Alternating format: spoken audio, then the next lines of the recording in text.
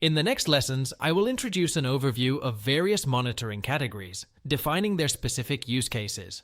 So, based on the technical problem that worries you the most, you can immediately understand which category or categories of tools can give you the most value. Just do a search on Google and you will find many products to try for each category. You will be able to direct the choice based on your real needs. Advanced log management is usually the first thing a developer looks for when he starts approaching the problem of having a more structured monitoring system.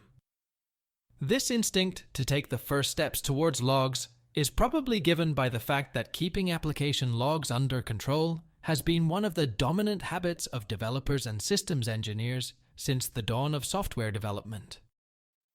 Today, however, applications are becoming more and more complex, but also given the wide offer of faster and more effective tools in supporting developers, logs have become more of a tool for lower-level analysis.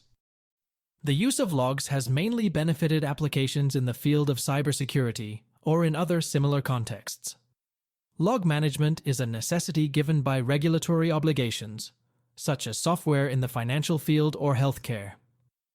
ISO 27001 certification also requires log management and archiving.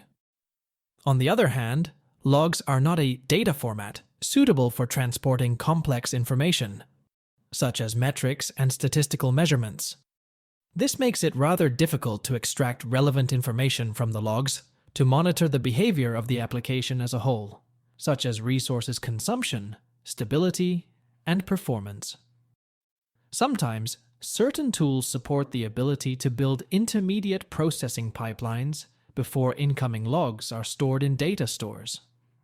These intermediate transformations obviously have costs that can quickly become too high. I mean days or weeks that developers have to spend to write these pipelines and maintain them over time instead of working on new developments, and the computing resources needed to execute these processes at scale.